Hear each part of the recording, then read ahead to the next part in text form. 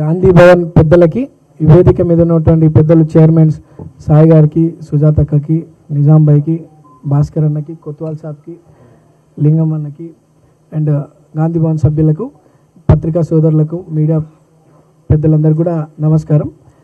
మరి గడిచినటువంటి జూబ్లీహిల్స్ బై ఎలక్షన్లో కాంగ్రెస్ పార్టీ అధిష్టానమైనటువంటి సోనియా గాంధీ మేడం గారు, రాహుల్ గాంధీ గారు, మల్లికార్జున్ ఖార్గే గారు, కేసీ వేణుగోపాల్ గారు స్థానిక నాయకత్వాన్ని ప్రోత్సహిస్తూ, అలానే నా మీద ఎంతో నమ్మకంతో మా ప్రాంత ప్రజలకు అండగా ఉంటానని చెప్పి ఎంతో నమ్మకంతో నాకు అవకాశం కల్పించినటువంటి మా ముఖ్యమంత్రి రేవంత్ అన్న గారికి, పిసిసి అధ్యక్షులు మహేష్ కుమార్ గౌడ్ గారికి, ఇన్ఛార్జ్ మేడం మీనాక్షి నటరాజన్ గారికి, విశ్వనాథన్ గారికి అండ్ ఎంటైర్ క్యాబినెట్ మంత్రులకు నాకు ప్రజాసేవ చేయడానికి అవకాశం ఇచ్చినట్టు మా పార్టీ పెద్దలందరూ కూడా ధన్యవాదాలు తెలియజేస్తూ, మరి గడిచినటువంటి బై ఎలక్షన్లో మంచి మెజారిటీ, దాదాపు 25,000 మెజారిటీ ఇచ్చి నా మీద నమ్మకంతో నన్ను ఆశీర్వదించినటువంటి నా జూబ్లీహిల్స్ ప్రాంత ప్రజలందరూ కూడా మనసారా ధన్యవాదాలు తెలియజేస్తూ, పార్టీని గెలిపించుకోవడానికి నిరంతరం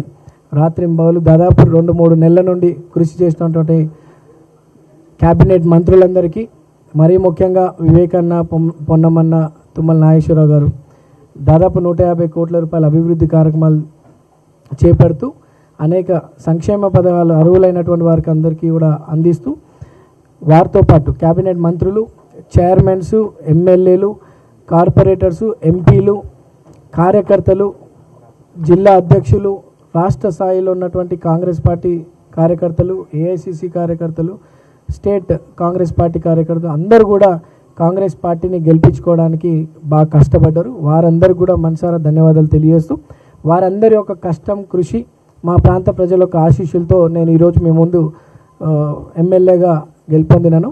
మరోసారి వారందరూ ధన్యవాదాలు తెలియజేస్తూ, ఈరోజు కాన్స్టిట్యూషన్ డే సందర్భంగా అందరూ కూడా శుభాకాంక్షలు తెలియజేస్తూ, మరి ఈరోజు నేను ప్రమాణ స్వీకారం కూడా అనుకోకుండా ఈరోజు తీసుకున్నాను. బట్ ఈరోజు కాన్స్టిట్యూషన్ డేగా అదృష్టంగా నేను భావిస్తూ ఉన్నాను ఈరోజు నేను ఓత్ తీసుకోవడం.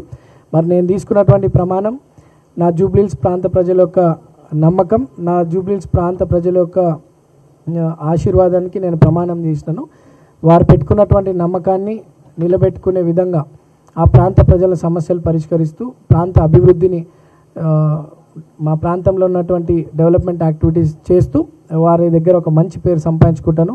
పార్టీ గౌరవం నిలబెడతాను, పార్టీ పెద్దల గౌరవం నిలబెడతానని చెప్పి తెలియజేస్తూ, మరి రేవంత్ అన్న ప్రజాపాలన పైన ప్రజలకు ఒక బలమైన నమ్మకం ఉందంటే మా జూబ్లీహిల్స్లో ఎన్ని బై ఎలక్షన్ గెలవడమే దానికి ఉదాహరణ.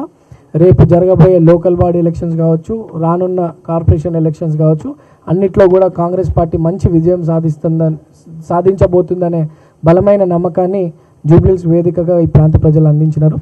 అండ్ డెఫినెట్గా పార్టీ ఇచ్చినటువంటి మాటకి కట్టుబడి అందరికి కూడా సంక్షేమ పథకాలు అందిస్తూ, అభివృద్ధి కార్యక్రమాలు చేస్తూ, పార్టీని జూబ్లీహిల్స్లోనే కాకుండా నగరంలో కూడా బలపరుస్తామని తెలియజేస్తూ, కాంగ్రెస్ పార్టీని నగరంలో కూడా రేవంత్ అన్నని బలపరుస్తూ కాంగ్రెస్ పార్టీని బలపరుస్తామని తెలియజేస్తూ, ఈరోజు ప్రమాణ స్వీకారానికి వచ్చినటువంటి కార్యకర్తలకు, పెద్దలకు అండ్ మంత్రి శ్రీధర్ బాబు అన్న గారికి, మా పార్టీ కార్యకర్తలందరూ కూడా ధన్యవాదాలు తెలియజేస్తూ, ఈ అవకాశం కల్పించినటువంటి గాంధీ భవన్ సభ్యులకు, ఈరోజు ఓత్ తీసుకున్న తర్వాత మొదటిసారిగా గాంధీ భవన్ రావడం జరిగింది.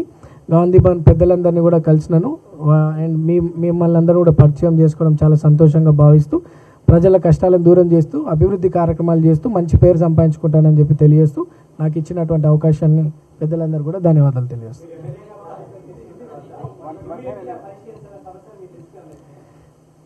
ఎమ్మెల్యేగా ఎన్నుకున్న తర్వాత మొన్న అంటే ఆఫ్టర్ 14th అండ్ ఇమీడియట్గా మేము అధికారులతో చర్చించడం జరిగింది. అంటే ఈ రోజు నుండి అఫీషియల్గా కదా. సో బట్ మన పొంగులేటి శ్రీనివాస్ గారు మినిస్టర్, సో మా దగ్గర ఒక గ్రేవ్ యార్డ్ ఇష్యూ ఉంది మైనార్టీకి సంబంధించి, అధికారులను పిలిపించి పెద్దలు మంత్రివర్యుల సమక్షంలో అది చర్చించడం జరిగింది. దాని లీగల్ ప్రాసెస్ చూస్తూ ఉన్నారు. ఎటువంటి ఇబ్బందులు ఎవరికి కలగకుండా గ్రేవ్ యార్డ్ ఇష్యూని సాల్వ్ చేయాలని అదొకటి. అండ్ హైటెన్షన్ పోల్స్ ఎప్పటి నుండో మా ప్రాంతంలోనే దాదాపు 10,000 సంఖ్యలో జనాలు చనిపోయినారు. సో అది కూడా ముఖ్యమంత్రి గారి ఆదేశాలతో డిప్యూటీ సీఎం గారి ఆదేశాలతో ఆ వర్క్ కూడా జరుగుతూ ఉంది. అది కూడా అధికారులతో డిస్కషన్ జరిగింది. అండ్ కృష్ణానగర్కి సంబంధించినటువంటి నాలా ఇష్యూ కూడా వర్షం వచ్చినప్పుడు ఆ ప్రాంతం అంతా కూడా వరద బాగా వచ్చేస్తుంది. అది కూడా అధికారులతో మాట్లాడడం జరిగింది. అండ్ ఫ్రమ్ టుడే టుమారో అందరు అధికారులతో మాట్లాడి ఇచ్చినటువంటి వాగ్దానాలన్నీ కూడా నెరవేరుస్తాం. అండ్ ఎన్టీ రామారావు గారి స్టాచ్యూ ఒకటి అండ్ పి జనార్దన్ రెడ్డి గారి స్టాచ్యూ విషయంలో కూడా ఆ కమ్యూనిటీ పెద్దలతో మాట్లాడడం జరిగింది. అది కూడా వీలైనంత తొందరలో నెరవేరుస్తామని చెప్పి తెలియజేస్తూ ఆ ప్రాంతంలో ఇంకా అనేక సమస్యలు ఉన్నాయి, అవన్నీ కూడా ఒక్కొక్కటిగా నెరవేరుస్తామని చెప్పి తెలియజేయడం జరుగుతుంది.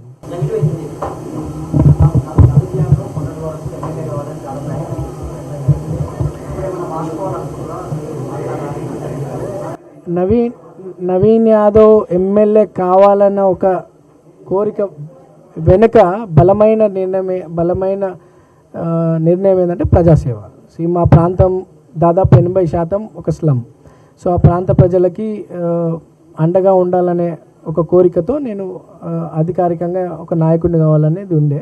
అండ్ నేను చిన్న వయసులో 29 ఏళ్ళ వయసులోనే నేను ఎంఐఎం పార్టీ నుండి పోటీ చేసినప్పుడు చాలామంది ప్రజలు irrespective of caste, community, region and religion అందరూ కూడా నాకు పెద్ద ఎత్తున సపోర్ట్ చేయడం జరిగింది. ఆ రోజు సెకండ్ ప్లేస్ వచ్చినాను. సో నాకు ప్రజల్లో మా కుటుంబం పట్ల గౌరవం, రిలేషన్షిప్, మా నాయకత్వం మీద నమ్మకం ఉందని నేను ఆ రోజు నుండి కూడా నిరంతరం పబ్లిక్లోనే ఉంటున్నాను. ఈరోజు ప్రజల ఆశీస్సులు, కాంగ్రెస్ పార్టీ పెద్దల ఆశీస్సులు, రేవంత్ అన్న బ్లెస్సింగ్స్తో ఈరోజు గెలవడం జరిగింది. అండ్ ముందు ఎట్లయితే నేను ప్రజలతో అంటే ఇర్రెస్పెక్ట్ ఆఫ్ క్యాస్ట్ ఎట్లయితే అందరితో కలిసిమెలిసి ఉన్నానో అట్లనే భవిష్యత్తులో కూడా ఉంటా. ఈరోజు నాకు ప్రజలు ఒక పెద్ద బాధ్యత, పార్టీ ఒక పెద్ద బాధ్యత ఇచ్చింది.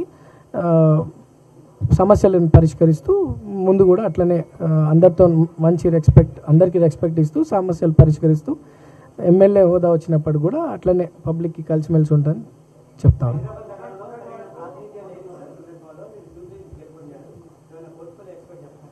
నాకు అటువంటి ఎక్స్పెక్టేషన్స్ ఏం లేవు.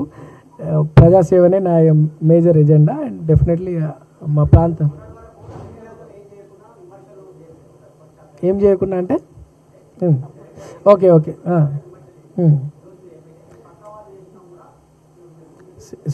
ఒకటి నవీన్ యాదవ్, శ్రీశైలం యాదవ్ కొడుకుగా 40 ఏళ్ళు మా కుటుంబం ప్రజా జీవితంలో ఉంది. మా ఫాదర్కి ఎటువంటి అధికార పవర్ లేకున్నప్పటికీ ఎన్నో తప్పుడు ఆరోపణలు, తప్పుడు నిందలు, తప్పుడు కేసులు పెట్టినప్పటికీ కూడా న్యాయ పోరాటం చేస్తూ ప్రజలనే ఉంటూ ప్రజల సేవ చేసుకుంటూ ఉన్నటువంటి కుటుంబం మాది. నేను ఆర్కిటెక్చర్ కంప్లీట్ చేసిన తర్వాత మా పేరెంట్స్ కోరిక ప్లస్ నా ఇంట్రెస్ట్ ప్రజాసేవ చేయాలనే ఒక ఆలోచనతో చిన్న వయసులోనే ప్రజా జీవితంలో వచ్చిన. 2009 నుండి ఈ రోజు వరకు నేను ఏ తప్పు చేయకున్నా కూడా అనేక తప్పుడు ఆరోపణలను పెడుతూ నన్నే కాదు నా కుటుంబ సభ్యులని, నా బంధువులని అందరినీ కూడా క్యారెక్టర్ అసోసియేషన్ చేయడం, గత ప్రభుత్వం నన్ను రాజకీయంగా ఎదగకుండా నాకు అవకాశాలు కల్పించకపోవడం, ఎంఐఎం గెలిచే సీటు ఉన్నప్పటికీ కూడా 2018లో నాకు అవకాశం రాకపోవడం, 23 అవకాశం రాకపోవడం, అది బీఆర్ఎస్ కుట్రని. అవకాశాలు రాకుండా అనేది కామన్. బట్ స్టిల్ తప్పుడు కేసులు పెట్టి నా లైఫే డ్యామేజ్ చేయాలని చాలా ప్రయత్నాలు చేసినారు. బట్ భగవంతుడు ఉన్నాడు, ఇది దేవుడి నిర్ణయము. ఈరోజు ప్రజల ఆశీస్సులతో భగవంతుడు రేవంత్ అన్న రూపంలో వచ్చి మాకు అవకాశం కల్పించిండు. స్థానికంగా ఎన్నో సంవత్సరాలు అసలు ఎప్పుడు కూడా అక్కడ స్థానిక వ్యక్తులకు ఎవరికి అవకాశం రాలేదు. ఈరోజు కాంగ్రెస్ పార్టీ పెద్దల ఆశీస్సులతో నాకు అవకాశం రావడం, దాన్ని ప్రజలు స్వీకరించడం, వాళ్ళ తప్పుడు ఆరోపణలకు మా ప్రజలు జవాబు చెప్పినారు. సో మా ప్రజలకు మేమేందో తెలుసు. ఇటువంటి తప్పుడు ఆరోపణలు ఈ రోజే కాదు 40 ఏళ్ళ నుండి చేస్తూ ఉన్నారు. మేము వాటి గురించి ఆలోచించాం. మాతోనైనంత సేవ చేసుకుంటూ వచ్చినాం. ఈరోజు అధికారికంగా ప్రజల ఆశీర్వాదంతో ఎమ్మెల్యే అయినాను. అండ్ వారి సేవ ఇంకా పెద్ద ఎత్తున చేసుకుంటే ఇంకా మంచి పేరు సంపాదించుకుంటారు. ఆరోపణలు చాలామంది మీరు గెలిచాక కాంగ్రెస్ పార్టీ గెలుపు కాదు, రేవంత్ రెడ్డి గెలుపు కాదు, నవీన్ గెలుపు అక్కడి స్థానికుడు అతని వల్లనే గెలుపు ఆయనకు సాధ్యమైంది. గతంలో 2 సార్లు పోటీ చేశారని చాలా మంది విశ్లేషకులు, రాజకీయ విశ్లేషకులు కూడా చెప్పినప్పటికీ sir Naveen Yadav is from Congress.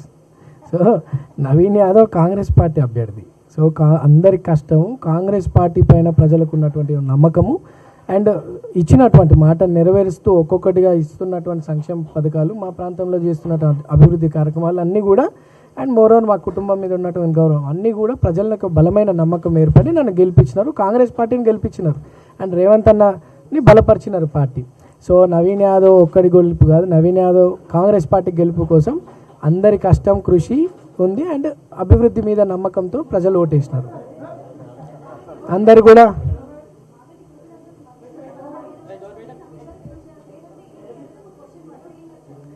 Election is election, దానికి బై ఎలక్షన్ జనరల్ ఎలక్షన్ అనేది తేడా ఉండదు కదా.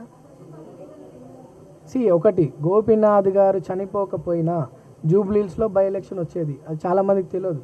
And there was a case pending and almost అది ఫైనల్ జడ్జిమెంట్కి వచ్చే సమయంలో తన కాలం చేయడం జరిగింది. ఒకవేళ గోపీనాథ్ గారు బ్రతుకున్నా జూబ్లీహిల్స్లో బై ఎలక్షన్ వచ్చేది and case was pending at high court. So నేను అది కేసు విత్డ్రా క్లోజ్ చేయడం వల్ల తను చనిపోయినాడు కాబట్టి కేసు క్లోజ్ చేసినాం, లేకపోతే election commission was party in it. So ఎలక్షనే జరిగేది కాదు. క్లోజ్ అవ్వడం వల్ల ఎలక్షన్ కమిషన్కి ఆ మెసేజ్ పోవడం, అక్కడ నుండి సెంట్రల్ ఎలక్షన్ కమిషన్ మెసేజ్ పోవడం, ఎలక్షన్ రావడం. ఎలక్షన్ అనేది ఆయన కాలం చేసింది కాబట్టి వచ్చింది. ఒకవేళ చేయకపోయినా ఎలక్షన్ వచ్చేది. ఎట్టి పరిస్థితుల్లో జూబ్లీహిల్స్ ప్రాంతంలో ఒక ఎలక్షన్ అనేది జరిగింది అండ్ వీ వన్. సో ప్రజల ఆశ. ఒక మాస్ లీడర్గా ఆయనతో అనుబంధంతో మీ రాజకీయ ప్రవేశం అనుబంధం మీ ఎక్స్పెక్టేషన్స్ ఎట్లా ఉన్నాయి ప్రజల నుంచి, మీ అంచనాలు ఎట్లా ఉన్నాయి? అంటే ఒకటండి, నేను కాదు, అంటే my father P Janardhan Reddy గారితో 1978 నుండి 98 వరకు కూడా కాంగ్రెస్ పార్టీకి ఒక లాయల్ కార్యకర్తగా ఉండే మా father. City general secretary, various positions కూడా, యూత్ కాంగ్రెస్ జనరల్ సెక్రటరీ, అవన్నీ వేరియస్ పొజిషన్స్ కూడా ఉండే. అండ్ పి జనార్దన్ రెడ్డి గారు రైట్ హ్యాండ్గా ఎదిగినారు.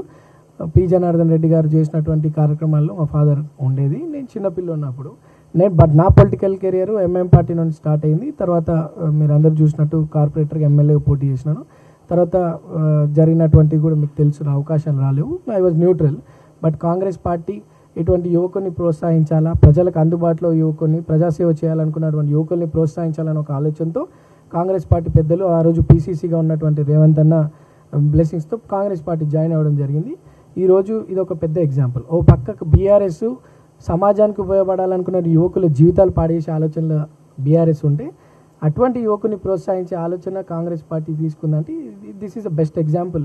ఈరోజు నన్ను ఒక ప్రాంతానికి ఎమ్మెల్యేగా పోటీకి అవకాశం కల్పిస్తూ, అంటే ప్రజలకి సేవ చేస్తాను ఒక నమ్మకం పార్టీ పెట్టుకొని నాకు అవకాశం కల్పించడానికి ఇది ఒక పెద్ద ఎగ్జాంపుల్.